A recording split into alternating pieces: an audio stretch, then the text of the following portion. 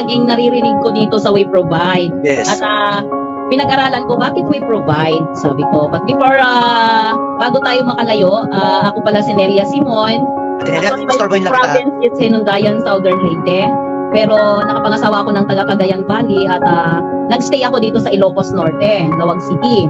Atenelia, So- may electric fan na tumatama sa'yo. Sabay. Sandali, sir, papatayin natin. Sino pong papatayin nyo? Ay, electric fan. Sige. Okay, okay na po. Yes, okay. Ayan. Ito yung na-inspire ako dito sa We Provide kasi impronto kapag nagpa-guest, no? Walang taguan. Bulgaran dito, no? Yes. Pero actually, tama ka sir, sabi ko noon, ito kasi naging sponsor sa akin na taga Tugigaraw na isa sa nagtestimony ng Goiter na nakatulong ang product ng We Provide, yung Alta Immune sa kanya.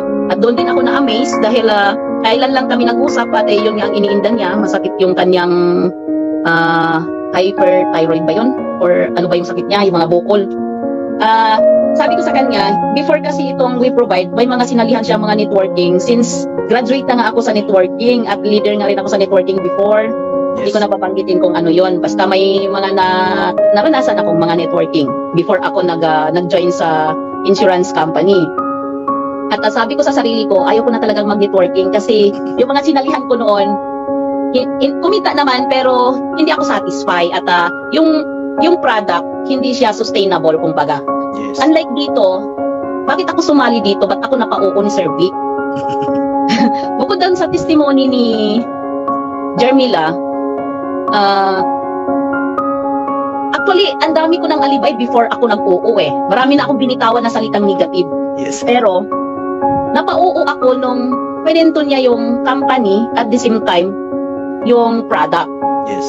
Bagamat nasa 70% pa lang siguro yung trust ko at so hinamon ko dahil napauo nila ako. Sabi ko nga nung pagkatapos namin nag-usap, ba't ako nag-uo? Sabi ko hindi, at ako mismo nagsabi doon sa nag-invite sa akin na huwag ka nang pumasok ng networking, alam ko na yan, ganito, ganyan, ganito. Negative talaga yung mindset ko na sa networking. Pero eto na nga, sabi ko, since napauo nyo ako, ipatunay nyo sa akin kung gaano kaganda yung product. Yes. Oo. Since nagsara akong agency ko sa Tugigaraw dahil sa pandemic, affected ako. Wala akong, may mga work naman ako pero mga commitment lang at my service. Need lang yung service ko sa foundation, vice president ako ng foundation. At the same time, meron naman akong small business dito, 15 years na yung aking water station dito sa Ilocos. Kahit papaano, may pagkukunan naman ako. Kaya lang, akala ko, tapos na akong nagpapaaral dahil graduate na nga sila, yung bunso ko nag-pharmacist na. Pero may pangarap pa pala yung bunso ko. Sabi ko, Lord, bigyan mo naman ako ng karagdagang income bukod sa water station. Hindi ko kayang magpaaral ng medicine sa bunso ko na yun ang gusto niyang pangarap. Papasok na sana siya sa Sintlok, ihatid ko na sana siya sa Sintlok dyan sa A-Road. Pero ayaw yung kalooban niya, mabigat sa kalooban niya kasi gusto pala niyang mag-doktor. So sabi ko, Lord, bigyan mo naman ako ng sapat na trabaho na kaya ko. At siguro dahil may gift din siguro ang Panginoon sa akin talaga sa sales.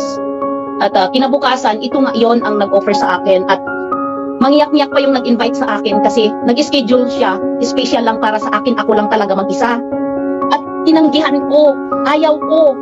Ang dami kong alibay pero nagmamakaawa siya. Ma'am Nel, na in-schedule na kita nang nasa abroad pa yung kausapin natin. Para lang talaga sa'yo to, sabi niya. So pinagbigyan ko, sabi ko in respect, sabi ko, sige, mag-a-attend ako, sabi ko gano'n. So nag-attend ako, inatinan ko sila. And then nakinig naman ako.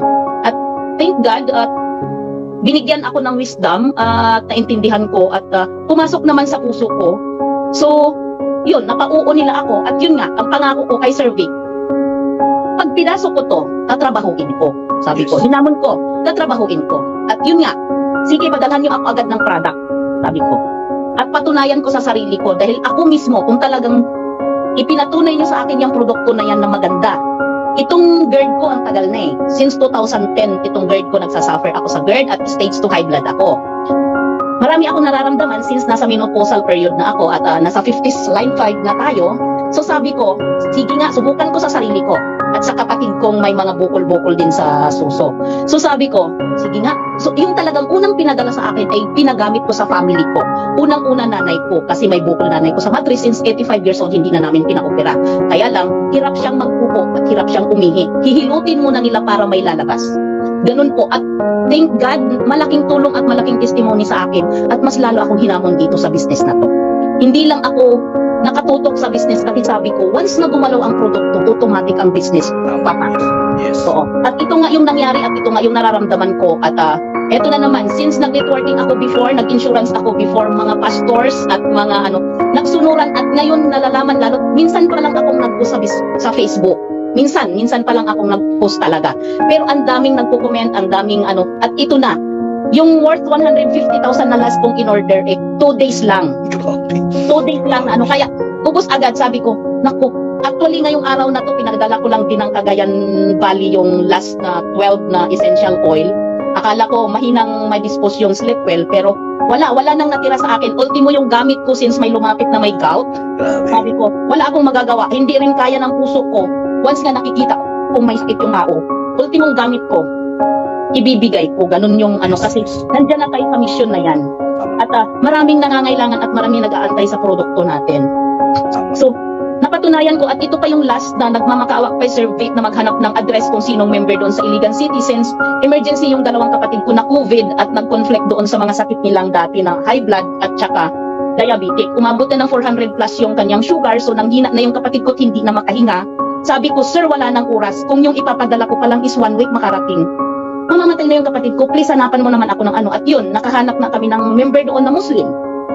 At kahit past 9 na ng gabi, nagsalubong sila sa daan ng pamangkin ko para mabigyan ng Alta-Immune at yung essential oils. So, yun pa ang isang testimony ko na nailigtas yung dalawang kapatid ko until now. At isa na rin sila sa mag-testimony at ongoing na rin yung aking pinadalang mga produkto para magtulungan kami paano i-promote yung products. At the same time, turuan ko sila paano sila mag-business dito sa We Provide sa Iligan City at saka sa Davao.